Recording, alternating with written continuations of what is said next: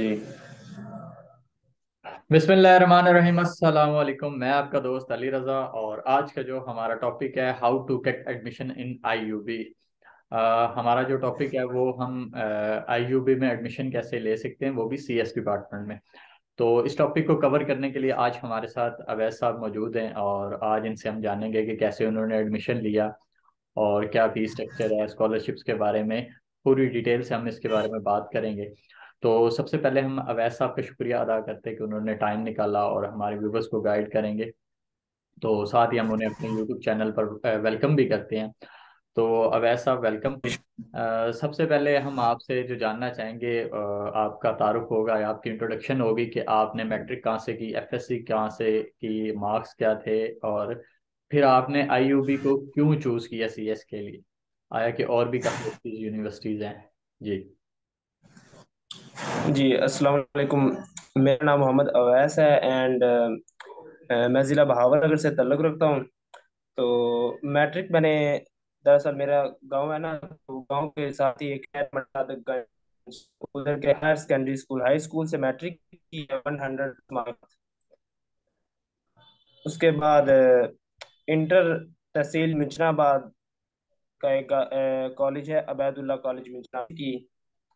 तो इंटर करने के बाद बेसिकली कंप्यूटर में इंटरेस्ट था, तो फिर यानी कि एक बंदे का होता है ना कि बंदा कंप्यूटर के फील्ड में जाता है, फिर इसलिए सीएस डिपार्टमेंट में था। तो सही। मैंने डिफरेंट यूनिवर्सिटीज के बारे में देखा कि किस यूनिवर्सिटी में जाना चाहिए, ठीक है। तो द इस्लामिया यूनिवर्सिटी बहावलपुर के बारे में जब मैंने देखा तो मैंने कहा कि एक तो ये है कि ये वाली यूनिवर्सिटी साउथ पंजाब की, तकरीबन साउथ पंजाब की यूनिवर्सिटी है, सबसे बेहतरीन यूनिवर्सिटी मेरे हिसाब से। हम्म।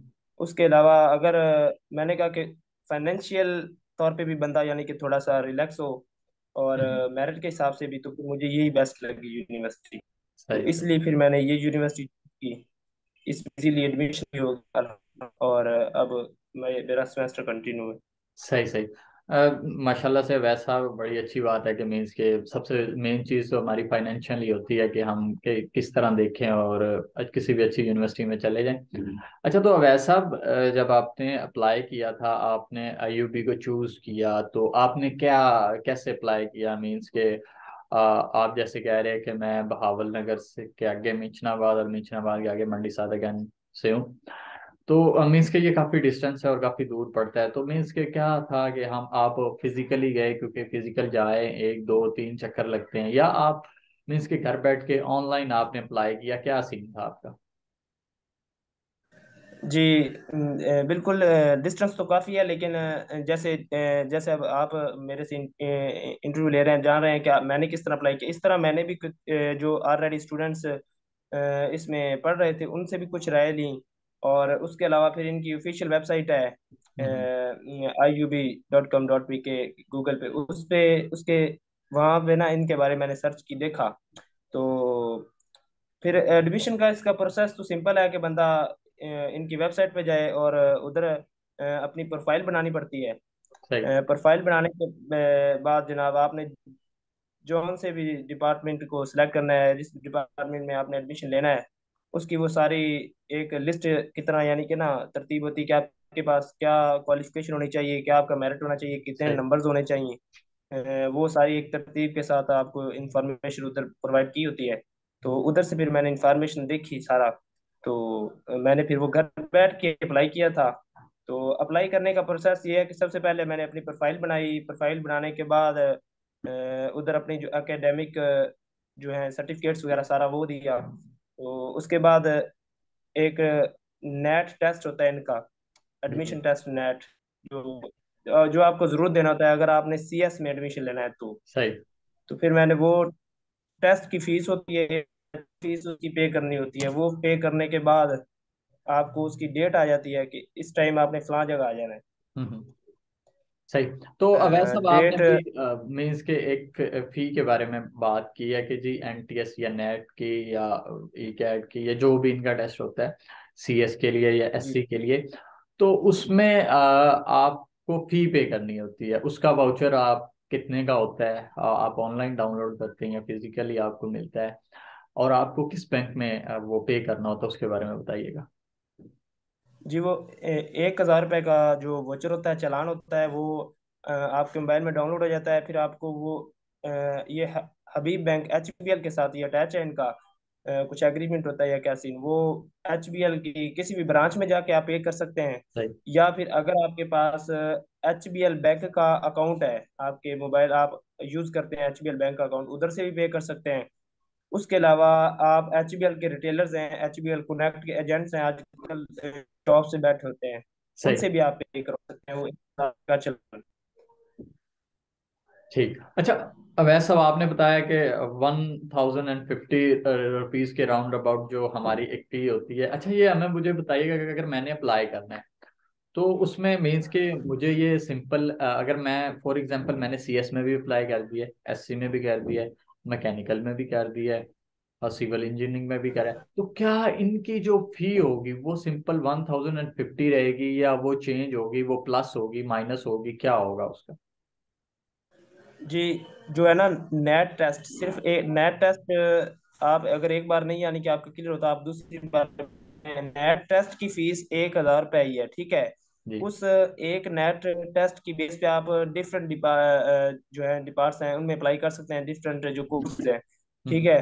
लेकिन जो अगर आपने CS में अप्लाई किया है तो CS की 1,000 की फीस अलग होगी चालान की, हम्म। और SC की अलग है, एग्रीकल्चर की अलग है। जितने में आप अप्लाई करेंगे उनकी 1,000 आपको देनी होगी। सही। सही सही। मीन्स के यानी कि डिफरेंट है, ये नहीं कि हमने एक ही चालान पे कहो जी बिस्मिल्लाह जी सारे डिपार्टमेंट्स में हम एडमिशन के लिए अप्लाई कर सकते हैं। अच्छा ठीक होगा, जबरदस्त होगा। अच्छा, तो आपने नहीं नहीं नहीं, ऐसा नहीं। नेट की अभी बात कर रहे थे आप, तो इसमें हमें बताइएगा हमारे व्यूवर्स को, ये तो बड़ी ज़रूरी बात है कि आपने नेट के टेस्ट की कैसे प्रिपरेशन की, और कैसे पोर्शन में क्वेश्चन आते हैं, मीन्स के जनरल नॉलेज के कैसे होते हैं, आपकी फील्ड के रिलेटेड कैसे होते हैं। देन आपको अगर हम केमिस्ट्री फिजिक्स और इन चीज़ों की बात करें तो ये कैसे क्वेश्चन होंगे, और कहाँ से हम इनकी तैयारी कर सकते हैं, उसके बारे में कोई बुक्स वगैरह होती है स्पेसिफिक, या FSC FA इनसे काम चल जाता है, इसके बारे में हमें थोड़ी डिटेल से बताइएगा।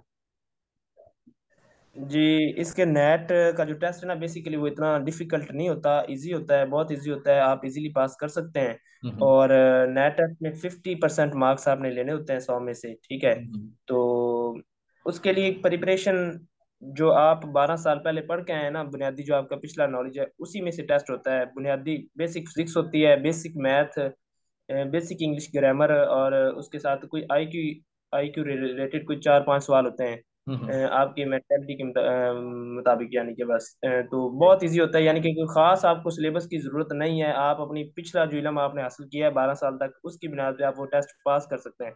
बाकी हम्म। इनकी जो IUB की वेबसाइट है, उधर ओल्ड पेपर्स अवेलेबल हैं, इन ठीक। खुद ही प्रोवाइड किए हैं यूनिवर्सिटी ने।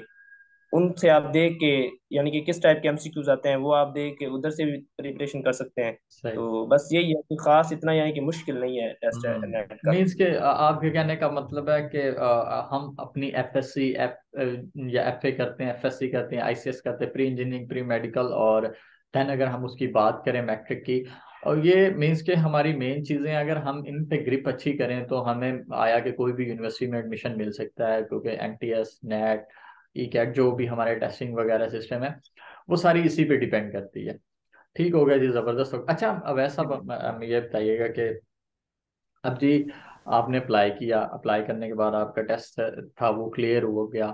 क्लियर होने के बाद मीन्स के आप कोई यूनिवर्सिटी कुछ ऐसा रखती है कि इंटरव्यू के लिए, मीन्स के जो आपने डॉक्यूमेंट सबमिट करवाए होते हैं उसकी कुछ क्लैरिफिकेशन के लिए आपका कोई इंटरव्यू करता है, या फिर सिंपली आपने टेस्ट वगैरह दिया है, या जो भी है दे के आपकी सिलेक्शन हुई है, मेरिट लिस्ट लगी है, तो देन ना ओके है जी, आप आ सकते हैं यूनिवर्सिटी।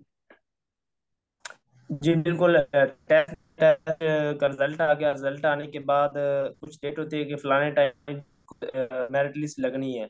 हम्म। मेरिट लिस्ट लगने के बाद अगर आपका नाम मेरिट लिस्ट में आ गया है, तो फिर आपको एक तरह का वो इंटरव्यू कह लें उसे, या ओरिजिनल डॉक्यूमेंट्स की वेरिफिकेशन कह लें आप, हम्म। वो होता है।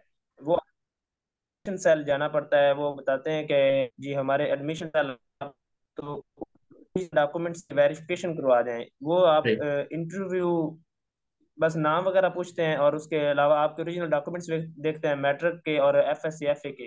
तो सही। उसकी बिना पे बस ठीक है, वो आपको फर्स्ट सेमेस्टर की जो फीस है वो हम्म। उन्हीं के साथ ही आपको उसका चालान मिल जाता है, वोचर, पहला वोचर। सही। और वो पे करने के बाद आपको वो जमा करवाना होता है, और फिर आपका एडमिशन हो जाता मेंस के सिंपल सी एक वेरिफिकेशन होती है, कोई इंटरव्यू इतना बड़ा नहीं होता कि अगर हम कहें कि बस टेस्ट क्लियर करना होता है, सबसे मेन बात। अच्छा, है। जी अब ऐसा बिल्कुल। हमें बताइएगा कि हमने इंटरव्यू वगैरह जो भी है, हमारी सिलेक्शन हो गई है। अब मीन्स के हम आ गए यूनिवर्सिटी में, लेकिन आपने कहा कि फाइनेंशियली तौर पे भी हमें देखना चाहिए।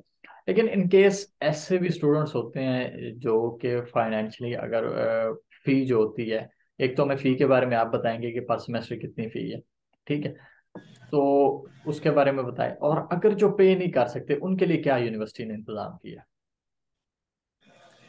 जी बिल्कुल। इसकी जो फीस है पर सेमेस्टर, सीएस की दूसरे जो है डिपार्ट्स, उनकी तो मुझे नहीं पता, लेकिन उनकी भी तकरीबन 40,000 प्लस है। लेकिन सीएस की फर्स्ट सेमेस्टर की है अबाउट 45,000, हम्म। 45,000 प्लस कुछ रुपए है, ठीक है। हम्म। और हर सेमेस्टर ये कम होती है, तकरीबन 7,000 8,000 कम होती जाती है। हम्म। और जो आपने बात की है कि जो स्टूडेंट्स नहीं कर सकते, पहले सेमेस्टर की भी फीस नहीं पे कर सकते, तो फिर वो राब्ता करते हैं एडमिशन सेल। और हम्म। वो जो है ना, जैसे 45,000 है तो उसको डिफरेंट इंस्टॉलमेंट्स में डिवाइड कर लिया जाता है सही। कि दो माह बाद आपने 15,000 पे कर देना है, ठीक है। और उसके अलावा जो यूनिवर्सिटी है वो स्कॉलरशिप प्रोवाइड करती है। ऑर्फन हम्म। स्कॉलरशिप है, नीडी बेस स्कॉलरशिप है, और फाइनेंशियल क्राइसिस स्कॉलरशिप है, एहसास स्कॉलरशिप है। ये यूनिवर्सिटी प्रोवाइड कर रही है, और वो बच्चे ले भी रहे हैं और अपनी तालीम जारी रखे हुए हैं। सही, जबरदस्त होगा। मीन्स कि आपके कहने का मतलब है हमें एडमिशन लेने की जरूरत है, हमारी गवर्नमेंट्स होगी, हमारी यूनिवर्सिटीज होगी, वो हमें फुली सपोर्ट करती हैं हमारे स्टूडेंट्स को, हमें, ताकि हम एडमिशन लें, अच्छी स्टडी करें और एक मुल्क की खदमत करें। जी जबरदस्त हो गया। अच्छा, तो जी बिल्कुल। वैसा आपने अभी स्कॉलरशिप्स का भी जिक्र किया, आपने इंस्टॉलमेंट का भी कर दिया, आपने फी का भी कर दिया। अभी जो हमारा नेक्स्ट क्वेश्चन है उसमें सिंपल यही बात है कि आपके जो एग्रीगेट होते हैं, सबसे मेन प्रॉब्लम वही होती है स्टूडेंट्स को, तो वो कैसे, क्या सीन होता है उनका, कैसे कैलकुलेट होते हैं, और मीन्स के कैसे हम मैनेज करते हैं वो सारी चीज़ें। एग्रीगेट क्या मतलब आपका, यानी कि सीजीपी जो पर जी जी। सेमेस्टर, जी जी। वो उसका तकरीबन रखा गया है 2.75 से जो नीचे है ना सीजीपी, तकरीबन 2.75। सीएस के लिए 2.75 से नीचे वाले बच्चों को ड्रॉप कर दिया जाता है हम्म। कि वो जनाब अपना सेमेस्टर रिपीट करें। और हम्म। इससे ऊपर ऊपर तकरीबन 3 प्लस ही होती है सीजीपी तकरीबन कॉमन स्टूडेंट्स की। सही सही। मीन्स के अब अगर बात करूं आया के पास की, कॉमसेट्स की, उसके बाद नस्ट की, इनमें बंदे को कहा जाता है कि एडमिशन लेना इजी है, यहाँ पे मीन्स के सरवाइव करना बहुत मुश्किल है। मीन्स के क्या जी होता है कि वो रगड़ा इतना लगाते हैं कि इनके हिसाब को वो 2 या 2.5 आपका जीपीए हो तो वो समझा जाता है इनफ है वहाँ पे, वो क्योंकि वो स्किल पॉलिश करवाते हैं, वो रटा सिस्टम नहीं है उनका, कुछ इस तरह का उनका है। तो मीन्स के आपके कहने का मतलब है आपकी यूनिवर्सिटी भी मीन्स के वैसे ही ट्राई करती है, लेकिन उनका जीपीए जो है 2.7 पे आपको ड्रॉप कर देती है, मीन्स के आप जाएं घर और बैठें या दोबारा रिपीट करें। ठीक हो गया, जबरदस्त हो गया। अच्छा, अब ऐसा अभी हमारी जीपीए पे बात हुई, तो अभी मैं आपसे एक चीज़ जानना चाहूँगा कि मेरे ख्याल से आप भी हॉस्टलाइज होंगे क्योंकि आप काफ़ी दूर से हैं। तो यूनिवर्सिटी ने क्या इंतज़ाम किया हॉस्टल के लिए, कुछ हॉस्टल अपने हैं या रेंट पे लिए हुए हैं, अगर हैं तो उनके ड्यूज कितने हैं, ठीक है, और ड्यूज के साथ हम मेस का क्या सिस्टम है, हमारे खाने का क्या सिस्टम है। जी बिल्कुल। यूनिवर्सिटी ने स्टूडेंट्स की रिहाइश के लिए ना बड़ा बेहतरीन इंतजाम किया है। ये जो भावलपुर में दो कैंपस है ना, यानी कि एक बगदाद कैंपस जो न्यू बना है, एक हम्म। पुराना है अब्बासिया कैंपस। तो दोनों कैंपस में ना बड़ा बेहतरीन हॉस्टलाइज सिस्टम है। और उसमें बच्चों को मेस की भी सहूलत अवेलेबल है। और जो हॉस्टल का पहले सेमेस्टर का तकरीबन आपको 22,000 जमा करवाना होता है एक हम्म। सेमेस्टर का, ठीक है। हम्म। तो उसमें कुछ सिक्योरिटी भी आ जाती है जो आपको एंड पे, यानी कि प्रोग्राम कंप्लीट रिफंडेबल होने है। के बाद वापस कर दी जाएगी। जी। और बाकी फिर हर सेमेस्टर के बाद आपकी तकरीबन 8,000 7,000 कम होता जाएगा। दूसरे सेमेस्टर में मेरे ख्याल में 16,000 हो जाता है। फिर हम्म। इसी तरह आस्ता आस्ता कम होता जाएगा। और मैथ्स का भी बड़ा बेहतरीन सिस्टम है। माना तकरीबन लेते हैं 4,000, यानी कि मैथ्स का आपको 2 टाइम देना है उन्होंने, दोपहर और शाम सही। खाना। ठीक हो गया, जबरदस्त हो गया। मीन्स के हमारे स्टूडेंट को मैथ्स का भी कोई इशू नहीं है, हॉस्टल का भी नहीं। अच्छा, हॉस्टल में हमें क्या फैसिलिटीज देते हैं वो, कि जैसे गर्मी हो तो गर्म पानी, वाईफाई सबसे ज़्यादा ज़रूरत होती है क्योंकि लैपटॉप जी और इंटरनेट ये तो एक जान होती है सीएस वालों की। तो जी इनके अलावा मीन्स के हमें गर्मी सर्दी के लिहाज से क्या सीज़न होता है इनका, वो थोड़ा सा बताइएगा। जी। वाईफाई तो बिल्कुल बड़ी बेहतरीन सहूलत है वाईफाई की हॉस्टल में। उसके साथ साथ जो है गर्मियों में वो कूलर्स की भी अरेंजमेंट होती है, लेकिन उसकी उसके बारे कुछ अलग चार्ज चार्ज किए जाते हैं। बेसिकली हम तो तकरीबन एंड पे आए थे, तो हमने वो कूलर्स वगैरह की फैसिलिटी नहीं ली। इंशाल्लाह अब हम्म। गर्मी आ रही है तो फिर पता चलेगा कि क्या उनके अलग चार्जेस हैं। तो सही सही। सर्दियों में वैसे हीटर्स वगैरह तो अलाउ नहीं है यूनिवर्सिटी में इतने हम्म। खास, या हॉस्टल यूनिवर्सिटी के हॉस्टल में। तो गर्मियों में कूलर्स, वैसे ये बात है, कूलर्स प्रोवाइड किए जाते हैं। सही होगा। मीन्स के कूलर्स वगैरह उसके और हो सकता है अगर 1000 या 500 या 1500 आपसे चार्ज लें, और लेकिन सर गर्मियाँ थोड़ी सुकून की हो जाती है, सर्दियों में फिर भी गुजारा हो जाता है। ठीक हो गया, जी बिल्कुल। जबरदस्त हो गया। अच्छा, अब ऐसा हमें ये बताइएगा कि हॉस्टल अवेलेबिलिटी के बारे में आपने बताया और ड्यूज के बारे में बताया। अभी मैं आपसे जानना चाहूँगा कि इन्वायरमेंट के बारे में। सबसे मेन चीज़ मेरे ख्याल से यही चीज़ होती है, क्योंकि हम देखें जी हमारे, हाँ, गर्ल्स भी होती हैं, बॉयज़ भी हैं, और हमारे जी प्रोफेसर हजरात भी हैं, उनमें मेल एंड फीमेल्स भी होते हैं। तो एक इन्वायरमेंट कैसा है आपका, मीन्स के एक क्लास वाइज अगर हम देखें बॉयज़ एंड गर्ल्स का क्या सीन है, और स्टूडेंट टीचर्स का कैसा है, टीचर्स का आपस में रिलेशन कैसा है, क्योंकि हमारी गर्ल्स को ऐसे कहा जाता है कि आप यूनिवर्सिटीज में जाके, या बॉयज़ को ये भी कहा जाता है आप बिगड़ जाओगे, या गर्ल्स को आप इनसिक्योर हो। तो इसके बारे में हमें थोड़ा बताइएगा कि इन्वायरमेंट कैसा है। जी बिल्कुल, बड़ा बेहतरीन इन्वायरमेंट है बकायदा तौर पे ना।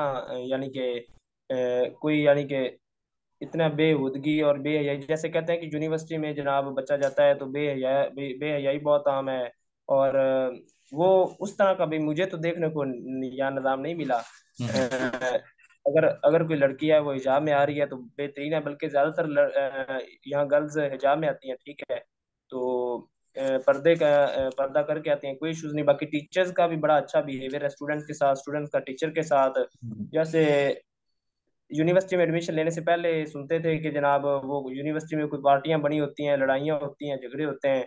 तो ऐसा तो कोई सीन देखने को नहीं मिला। बड़ा बड़ा यानी कि ना बेहतरीन पुरसकून माहौल है इधर यूनिवर्सिटी में। सही होगा, जबरदस्त। मीन्स के हमारी जो मेन इशू होता है हमारी गर्ल्स को होता है कि वो सिक्योर और इनसिक्योर का हमारे पेरेंट्स से होते हैं, हमारे बुजुर्ग हजरात होते हैं, वो सबसे ज़्यादा यही सोचते हैं कि बेटियां या बहनें और वो सिक्योर हैं या नहीं हैं। जो ये तो बड़ी ज़बरदस्त बात होगी कि हमारा एक मॉडर्न यूनिवर्सिटीज़ के होते साथ साथ वो एक पर्दे, हिजाब और एक इस्लाम को भी थोड़ा सा टच दिया जाता है, ताकि जो भी चीज़ हो वो इजी हो और कोई भी इशू ना हो किसी के लिए स्टडी करने के लिए, क्योंकि इस्लाम भी इस चीज़ को अलाउ करता है।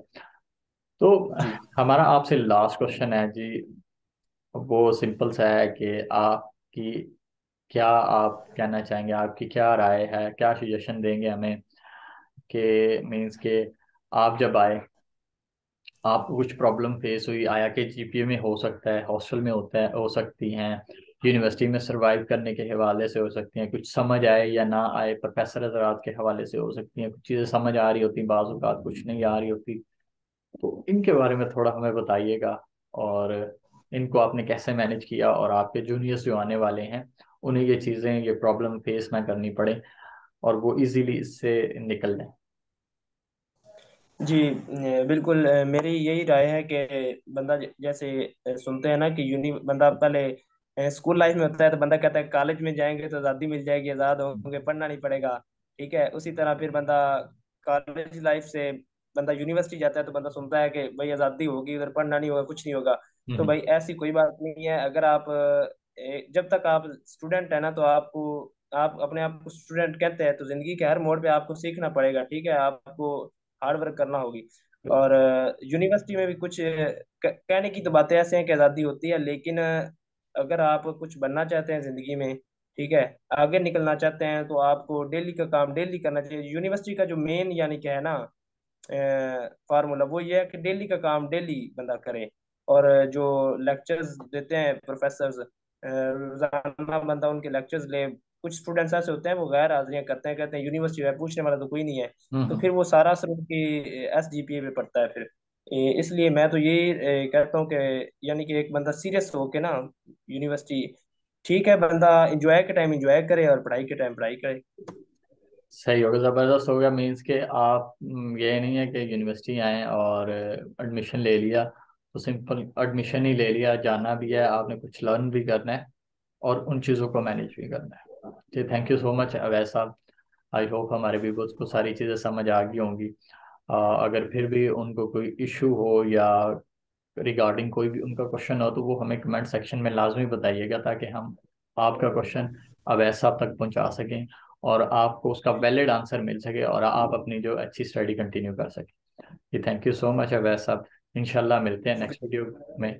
तब तक के लिए अल्लाह हाफिज़।